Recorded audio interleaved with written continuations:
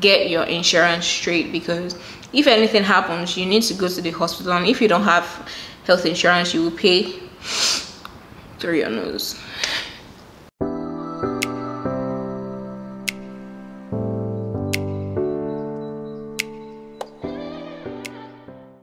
Hey guys, welcome back to my channel. If this is your first time, thank you so much for stopping by. I really appreciate you. My name is Daniels-Ato, and I am a Nigerian YouTuber based in the US. And if this is not your first time, if you're stopping by again, thank you so much for stopping by. I really appreciate you, and I hope this is not your last time. And please don't forget to subscribe, like my videos, share my videos, and turn on the notification bell. In this video, I will be talking about like things you should do when you get to the US. And as a matter of fact, I've actually recorded this video before, but I stupidly forgot to turn on my microphone, and it was plugged into the camera, so it wasn't like I recorded an entire content for you guys and it just like went like that without voice or anything. So here I am again recording it. And before I go on into the details, please don't forget to subscribe, like my videos, share it to people that are coming to the US anytime soon, and don't also forget to turn on the notification bell.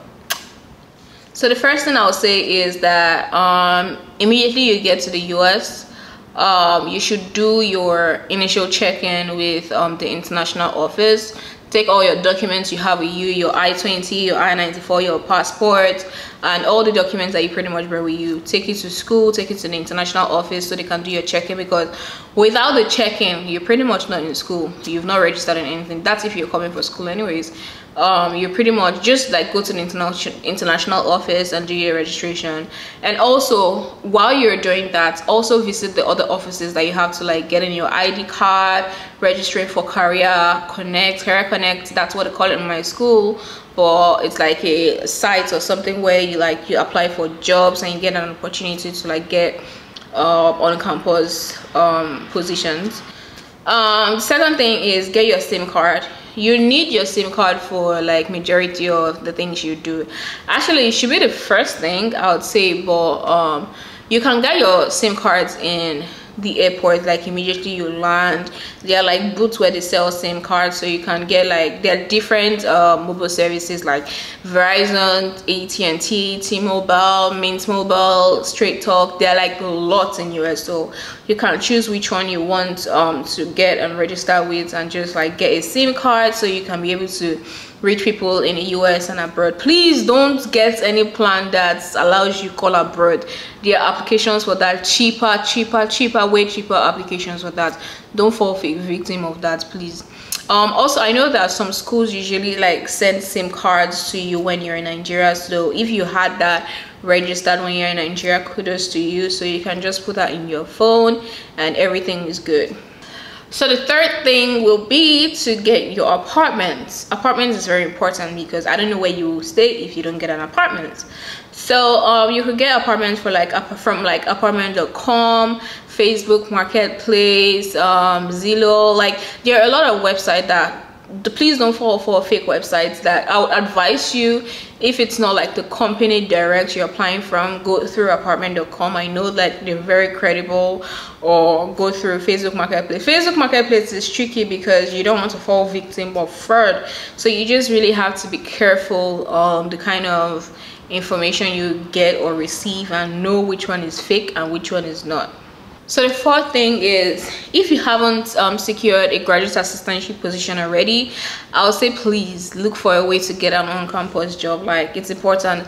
Aside from the fact that, oh yeah, you're trying to make money, you need your social security number, and without getting an on-campus position or a graduate assistantship, you can't get your social security number. You need your SSN for a lot of things in the US, like opening some credit cards, renting out some apartments, like a lot of things. You just need your social security number for that. So try as much as possible to bag a job when you get here. So the fifth thing, which is the next on the list, is to open a bank account. You need a bank account for a lot of things, like, I mean, where your salary would go, where you need to like put money or save money or pay your school fees. because you need an ATM card. Obviously, there are different banks in the US like Chase, Citibank, Bank of America. You have a lot of banks. So you can just walk into any bank and tell them that you want to like open a bank account. Also, when you're doing that, you should also ask them like if they have deals and the kind of restrictions that come with the account. So for like deals, they could be offering like a deal that has to do with if you refer one person or two people, you can get $1,000, or you could get deals like for whatever you spend, you could get a certain amount of cash back from it and all that. But you should also ask like the type of account you're opening, because I know some accounts you pay for it. Like me, when the first time I opened an account in the US, my bank was charging me $4.99 for the kind of account I opened. It was ridiculous. I had to close that account anyways because it was ridiculous. Eventually I opened an account that I didn't have to pay. Like, I mean, it was free to use monthly. They didn't charge me for SMS or email or whatever, just like Nigeria does. But yeah, make sure you ask those questions and ask the bankers those questions and open the right account. So the sixth thing is getting a credit card. So a lot of people will advise against it, while some would advise for it. Reason because if you're not trustworthy with money and if you have a bad spending habits, I'll advise you not to. But if you know you're very credit worthy and you're good with money, you're good with spending and all, by all means get your credit card, because that's one way to build your credit. Because in US, say for example you want to buy a house, you need your credits. Your credit has to be like a certain amount, and they need like your credit history to see your worthiness and all that stuff. So like you just have to build your credit somehow, and one way to build it is by opening like a credit card. Some apartments will need like your credit history. Some, like if you want to get a car, sometimes they need a credit history. So like you need to build these things, and one way to build it is by getting a credit card. So by all means, if you're safe and if you know you're okay with your spendings, you can get it. But if you know you're not, then you can wait for a minute. So the next thing is getting a health insurance. Most of the times people get your health insurance from like your school or like your job or like a couple of other ways. Like you could buy health insurance in the US. So health insurance is like, okay, it reduces the amount you have to pay. So say for example, sometimes it reduces the amount by 80%. So the insurance takes like 80% while you pay the remaining 20% of your medical bill. So that's something that you should really try to get. And if you've already, like, let's say for example, gotten from your school, you can find out, okay, what your insurance covers, like the kind of premium you have, how much percentage you cover for like emergency, and a couple of other things. So just like do your research and find out, like call your school, call the insurance and everything to know, but get your insurance straight, because if anything happens, you need to go to the hospital, and if you don't have health insurance, you will pay through your nose.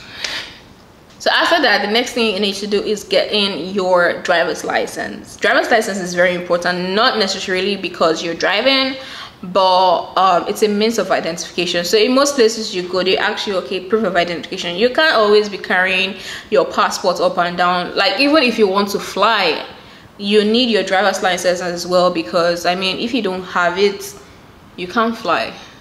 You have to carry your passport. Or like you don't have any means of identification, you have to carry your passport anywhere, and anything could happen to your passport. What then happens? So yeah, you need a driver's license. Go to the nearest DMV and get yourself registered and take all the appropriate documents you have and get this done. After that, you need to update your address on the school site or any site that you know that doesn't have your address and you need information from them, or they're going to be sending you information from time to time. Update your address on that site and give them your new address. So the last thing I will say is join social groups. You can join social groups on like Facebook or WhatsApp, or I don't know if Instagram necessarily has any like social group for international people, but yeah, you could research on it, you could check, ask people around. They might know someone that has like access to a group or something, you need to join them. You need to be in the know of events that are happening. You need to know if anyone is giving away stuff that you need, like couch or TV, or if anyone is moving and they want to sell their things for a cheaper rate and all that. Like, joining the social clubs will really help you a lot. I hope that this information I gave you is good enough and you enjoyed watching this video. Please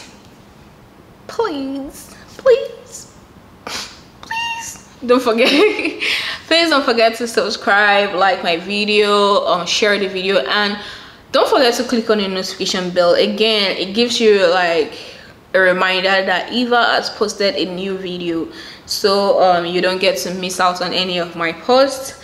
I appreciate you all and thank you all for being here.